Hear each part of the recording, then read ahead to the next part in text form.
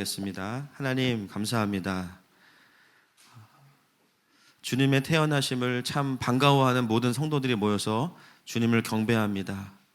엎드려 절하는 모든 세대들을 축복하시고 주님의 오심이 얼마나 우리에게 기쁜 구원의 소식인지 또 우리에게 얼마나 생명의 소식인지를 누리는 시간으로 사용하여 주시옵소서. 예수님의 이름으로 기도합니다. 아멘. 오늘은 성탄 주일입니다. 원래는 좀 성탄 본문을 잡으려고 하다가 오늘 본문이 예수님의 오심과 아주 직접적으로 관련이 있어서 오늘 본문을 이어가면서 말씀을 좀 나누려고 합니다. 선악과 사건 이후에 하나님은 뱀과 여자와 그리고 아담에게 징계를 하시죠. 그리고 나서 이제 오늘 본문이 시작이 되는데요. 오늘 본문 20절 말씀을 같이 읽어보겠습니다. 시작. 아담이 그의 아내의 이름을 하와라 불렀으니 그는 모든 산자의 어미가 됨이더라. 아멘. 징계가 끝나고 나서 아담이 보이는 행동은 굉장히 의외의 행동을 보이고 있습니다. 아내의 이름을요 다시 지어요. 굉장히 좀 특이하죠. 오늘 원래 하와가 아니었어. 원래 하와가 아니었어. 오늘에서야 하와가 돼요. 왜냐하면 오늘 전까지 찾아보면 전부 다 아내의 이름은 뭐라고 나와요? 여자라고 나옵니다. 오늘에서야 하와가 됩니다. 23절 말씀으로 한번 확인해 보겠습니다. 2장 23절 시작. 아담이 이르되 이는 뼈 중에 뼈요 살 중에 살이라 이것을 남자에게서 취하였은즉 여자라 부르리라 하니라. 네, 그 전까지 이름은 여자, 영어로 woman이었습니다. 징계가 끝나고 나서 다시 이름을 바꾸게 되죠. 왜일까요? 네, 여러분 부부싸움하고 나서 화해한다고 아내 이름을 바꿔준 적이 있으세요? 영숙이, 미숙이, 반숙이, 완숙이 막 이렇게 이름을 바꾸면 가정의 평화가 깨질 겁니다. 여러분 성경에서 이름은요 항상 무엇과 관련이 있냐면 그 사람의 존재와 사명과 관련이 있어요. 즉 오늘 갑자기 이름을 짓는 이 사건이 왜 등장할까요? 징계를 겪고 나서 아내인 여자에게 하와라는 이름을 다시 지어주었다는 것은 뭔가 이 가정 안에 큰 변화가 왔다는 거죠. 그리고 그 변화를 아담은 통찰을 하게 됩니다. 그러면 우리는 여기서 멈춰야 돼요. 왜냐하면 왜 이름을 다시 지었을까? 그 이름의 뜻은 무엇일까? 원래 이름은 여자, 이슈아거든요. 근데 오늘은 하와입니다. 본문에서는 그 의미를 의역을 해줍니다. 산자의 어머니라고 말하지만 더 좀 내추럴하게 직역하면 이 하와라는 단어의 어근이 무엇이냐면요. 저희 교회에서 진짜 많이 쓰는 단어예요. 하야입니다. 하야. 생명, 부흥. 하와라는 이름 자체가 의역을 하지 않고 직역을 하면 그냥 생명이란 뜻이죠. 여러분 지금 아담과 하와가 어떤 상태냐면요. 징계를 받았잖아요. 영원한 생명을 잃어버린 상태입니다. 지금. 근데 그 상황에서 징계가 끝나고 났는데 아내의 이름을 생명이라고 바꿔줍니다. 어떤 분은 이제 그렇게 생각할 수 있죠. 아유 지금 상황이 굉장히 심각하니까 이름이라도 좀 밝게 짓자. 집은 어렵지만 이름을 내가 밝게 바꿔줄게.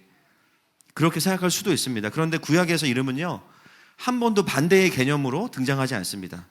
전부 다 어떤 개념이냐면 그 사람의 출생이나 어떤 배경이나 앞으로 이루어갈 사명을 반영한 단어로 이름이 지어져요. 창세기 17장 19절에 보시면 우리 아브라함의 아들의 이름이 나옵니다. 같이 한번 읽어보겠습니다. 시작. 하나님이 이르시되 아니라 내 아내 사라가 내게 아들을 낳으리니 너는 그 이름을 이삭이라 하라. 내가 그와 내 언약을 세우리니 그의 후손에게 영원한 언약이 되리라. 아멘. 여러분 혹시 이 아브라함의 아들 이삭의 이름의 뜻을 아시는 분 계십니까? 맞아요. 웃음 또는 웃게 하는 자입니다. 왜 이런 이름이 지어졌죠? 개그맨들하고 그렇게 지었을까요? 그러면 코미디 빅리그에 나가야 되는데 그러진 않습니다. 이 이름의 배경이 있죠. 1년 전으로 돌아가 보면 1년 전에 하나님이 나타나셔서 내가 이제는 너에게 아들을 줄 거다. 약속한 아들을 줄 거다. 근데 웃어요. 왜냐하면 그때 사라의 나이가 99세입니다. 네, 쉽지 않은 나이죠. 아브라함도 쉽지 않은데 사라는 이미 끝났습니다. 웃어요. 근데 그 웃음을 하나님이 그냥 지나치시는 게 아니라 진짜 웃음이 되게 하시는 거예요. 오랫동안 기다린 자녀를 기다리면서 얼마나 근심과 두려움과 걱정이 많았겠어요? 그런데 아들을 주심으로 인해서 정말 그 가정에 웃음을 주시는 분이 하나님이십니다. 할렐루야. 그래서 이름은 항상 그 가정과 개인에게 하나님의 통찰, 하나님의 어떤 부르심, 사명, 아주 직접적인 관련이 있죠. 여러분, 야곱 아시죠? 야곱. 이름의 뜻이 무엇이냐면 움켜잡는 자라는 뜻입니다. 왜 그런 이름이 지어졌죠? 맞아. 태어날 때 형의 뒷목이 아니고 발목을 잡고 태어났어요. 뒷목을 제가 잡을 것 같아요, 지금. 저는 이런 소통하는 예배가 너무 좋습니다. 발목을 잡고 태어났기 때문에 움켜쥐는 자인데, 그 한 가지 사건으로 야곱의 캐릭터가 어떤 것인지를 성경은 보여주죠. 야곱은요, 움켜쥐는 자예요. 어딜 가도 손해 안 봅니다. 항상 이득을 취하고요, 형의 장자권을 취하고. 그러던 야곱의 삶이 언제 바뀌냐면, 자기가 움켜잡았던 수많은 어떤 명분과 돈과 이런 것들을 잡다가 하나님의 천사를 잡는 순간 그의 인생이 바뀌죠. 할렐루야. 이스라엘로 바뀌는 거예요. 그래서 야곱이라는 이름은 그의 인생 전체를 설명해주는 가장 중요한 것입니다. 신약에도 보면 여러 이름들이 있지만 삭개오, 순수하다라는 뜻인데, 결국 처음에 등장하는 삭개오는 절대 순수하지 않습니다. 우리가 보기. 그런데 어떻게 됩니까? 나중에는 예수님을 만나고 회개를 하죠. 누구에게 빼앗은 것이 있으면 원래는 2배만 갚아주면 되는데요, 4배를 갚겠다고 하고 자기의 재물들을 다 나누어 줍니다. 정말 그 이름대로 예수님이 그를 바꾸어 가시는 것을 보게 됩니다. 여러분, 성경에서 이름은 반대되는 의미로 잘 쓰이지 않습니다. 그렇다면 아담이 아내 하와의 이름을 생명이라고 지은 이유는 기분 전환용이 아니라는 거예요. 슬픔을 잊기 위해서 그냥 이름이라도 밝게 짓자, 그런 것이 아니에요. 오히려 그 이름 자체가 주는 아담의 마음의 상태가 무엇인지를 알 수 있어요. 징계를 받고 나서 아담은요, 우울해진 게 아니라 오히려 생명에 대한 기대감을 갖게 됐습니다. 다시 회복할 것에 대한 기대감을 갖게 됐어요. 대체 어디서 아담은 그런 기대감을 갖게 되었을까? 15절 말씀 같이 보겠습니다. 시작. 내가 너로 여자와 원수가 되게 하고 내 후손도 여자의 후손과 원수가 되게 하리니 여자의 후손은 내 머리를 상하게 할 것이요 너는 그의 발꿈치를 상하게 할 것이니라 하시고. 아멘. 우리가 이미 지나온 본문이지만 이 징계를 주시기 전에 먼저 말씀하신 게 뭐냐면요, 원시 복음이에요. 비록 내가 너에게 너희 죄 때문에 징계를 내리지만 그러나 반드시 너희에게 승리가 있을 것이고 구원을 약속하십니다. 그리고 나서 징계를 딱 받고 났는데요, 아담이요, 우울해진 게 아니라 징계를 제대로 회복적 징계로 받고 나니까요, 그 마지막에 고백이 뭐냐면, 난 죽었다, 이제 고생길이 훤하구나, 이게 아니라 다시 하나님의 생명을 보게 된 것이죠. 할렐루야. 여러분, 사단의 정죄와 하나님의 징계는요, 이렇게 다른 거예요. 사단의 정죄는요, 15절에 복음이 없어요. 그냥 그 사람의 죄에 대한 고발만 가득합니다. 너가 이런 죄 지었지, 너가 이런 실수했지, 이렇게 잘못했지, 넌 나쁜 사람이야, 넌 죽어야 돼. 이게 뭘까요? 사단의 정죄. 하나님의 징계는요, 방향 자체가 다릅니다.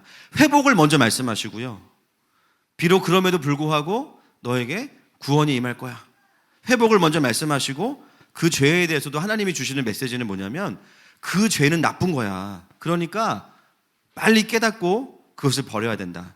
그래야 너가 살 수 있어. 같은 죄에 대한 지적이지만 전혀 다른, 그것이 바로 하나님의 징계인 것이죠. 여러분, 우리가 죄로 인해서 받는 징계가 있습니다.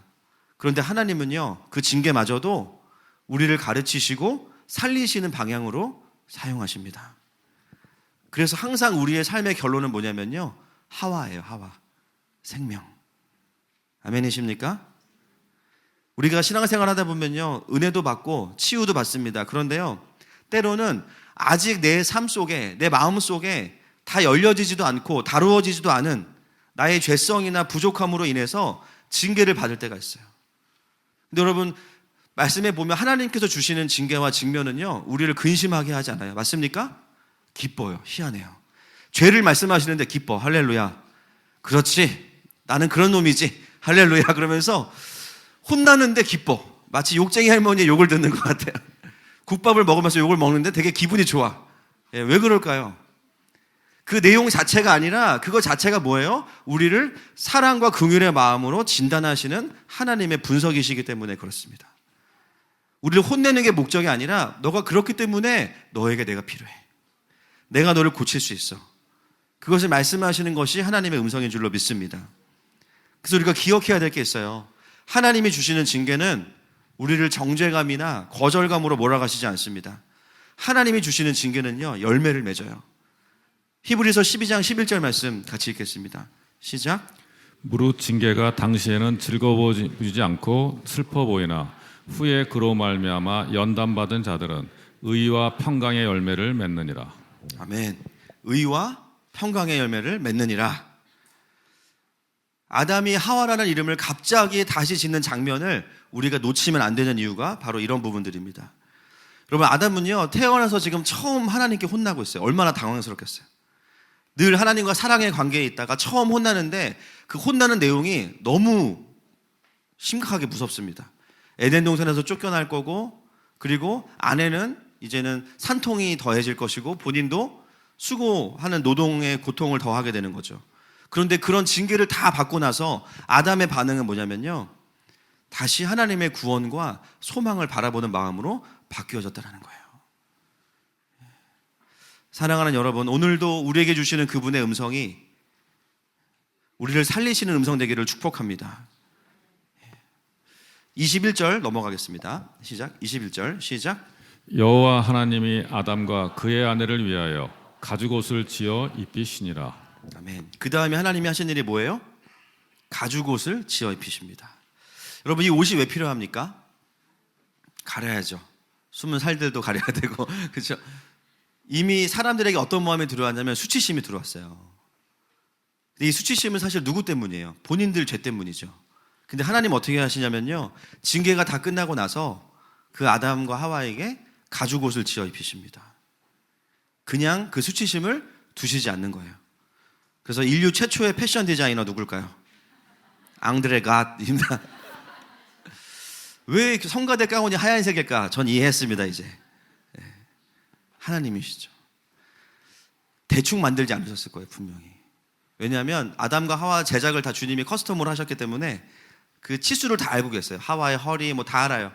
그러니까 정확하게, 그렇죠? 가죽 옷으로 만들어 주셨어요. 한 땀 한 땀 장인 정신으로. 여러분, 이 가죽은 제가 전에도 말씀드렸지만 어떤 가죽일까요? 양가죽입니다. 양가죽. 제가 여러 번 말씀드렸는데, 왜냐하면 바로 이어서 나오는 그 아벨의 직업이 뭐죠? 양치기예요. 양치기. 양을 왜 칩니까? 많은 분들이 고기라고 생각하지만 사실 아직 이때는 고기를 먹지 않았습니다.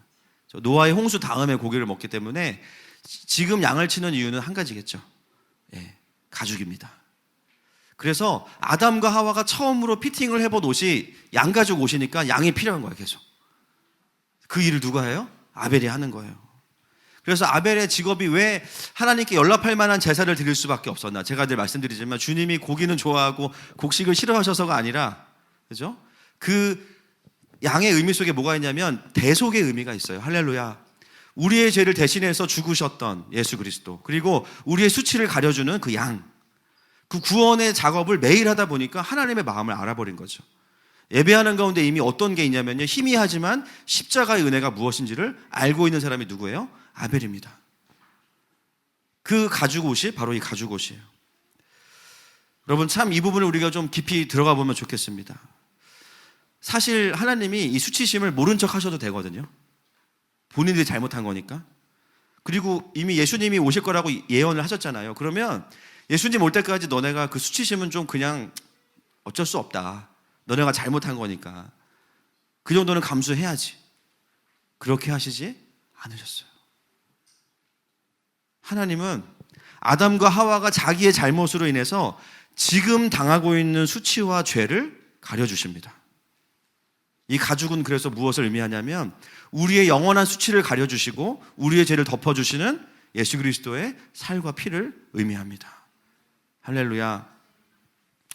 여러분, 복음과 하나님의 나라는요, 마지막 때에 완성됩니다. 맞습니까? 그런데 그 과정을 우리가 거쳐가고 지나가면서 쉽지 않은 일이 참 많습니다. 여전히 죄가 사망 권세가 왕노릇하는 시대를 살아가면서 많이 상하기도 하고요. 많이 왜곡되기도 하고요. 많이 눌리기도 하고요. 죄를 짓기도 해요. 그런데 하나님은 그 모든 과정들을요, 그냥 나중을 바라보면서 어쩔 수 없다라고 말씀하시지 않아요. 여전히 그 과정을 지나가는 우리에게도 하나님은 가죽옷을 입혀주십니다. 할렐루야. 여전히 복음을 누릴 수 있는 은혜를 주세요. 그래서 복음은 지금도 너무 좋고 나중을 생각하면 더 좋아. 할렐루야. 그것이 복음의 능력이죠. 그래서 우리가 성탄절마다 말씀을 나누지만 예수님의 오심이 12월 달만이 아니라 더 자주 우리의 삶 가운데 누려지시기를 축복합니다. 예수님은 최후의 그날만이 아니라 날마다 우리의 죄와 수치를 덮어주는 분이세요. 오늘도 그 보혈의 능력 앞에만 나아가면 우리의 수치를 덮으시는 그분의 은혜를 누릴 수 있습니다. 우리 아이들도 마찬가지예요. 교육부서 아이들도요, 자라나면서 언젠가 20살 넘어서 주님 만나겠지. 아닙니다. 여러분, 아이들 예배하는 거 보셨죠? 아이들 예배가 바뀌고 있어요. 아이들도 자신의 삶 속에서 퀴즈는 퀴즈대로, 주니어는 주니어대로, 유스는 유스대로 얼마나 인생이 고달픈지 몰라요, 우리 아이들이. 예, 진짜 고달픕니다. 예, 고민도 많고요. 그리고 제가 퀴즈 아이들이 부모님께 하는 질문들을 봤는데 제가 못 본 걸로 하려고요. 엄청 신학적이에요. 와, 기상천외 한 번도 고민해보지 않은 질문들이 막 난무하고, 야, 이 아이들이 참 신학적이구나. 최근에 저희 교회 퀴즈 아이가 내년에 이제 주니어 올라가는데요, 자기 전에 그 기도한 그 기도를 엄마가 녹음을 한 걸 제가 이제 들었어요. 한 3분 정도 기도인데요, 너무 정직한 기도예요. 제가 들려드리고 싶은데 그냥 그건 좀 시간도 그렇고 설명을 해드리면, 그 기도를 분석해봤습니다. 대부분이 감사와 전도에 대한 기도였어요. 첫 번째는 감사라기보다는 인정하는 기도. 공부를 열심히 했는데 오늘 기억이 안 나지만 감사합니다. 너무 정직해요.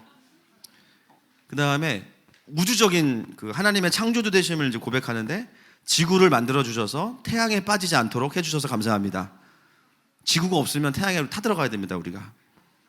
그리고 오늘 친구한테 복음을 전했는데 안 믿었나 봐요, 그 친구가.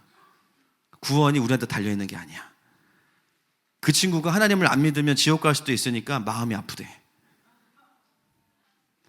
매일 친구한테 하나님을 믿으라고 했는데 안 믿어서 속이 상한대요. 그리고 또 한 친구는 하나님을 믿으라고 했는데 믿게 돼서 감사하대요. 그리고 마지막에 이 친구가 보니까 자신의 구원의 확신을 점검하면서 마쳤습니다, 기도를. 자기는 처음 간다 이러고 딱 마치더라고요. 너무 귀엽고 이쁜 거예요. 요즘 주니어도 뭐 계속 예배를 잘 드리고 있고, 또 이제 예배 환경도 바뀌고 이러면서 또 아이들이 열심히 또 예배하는 것 같습니다. 찬양팀도 정비가 돼서 보니까 뭐 드럼도 치고 이제 막, 물론 그게 예배의 본질은 아니지만 항상 그래요. 뭐냐면 믿음이 생길 때 은혜를 주시거든요. 맞습니까? 근데 그 믿음은요, 내가 알고 있는 영적인 루틴이 깨질 때 생겨요. 희한해요. 언제 은혜 받냐면, 와, 오늘 예배 좀 다른데? 주님이 역사하시나 보다. 할렐루야. 하나님은 늘 예배에 은혜를 준비하고 계세요.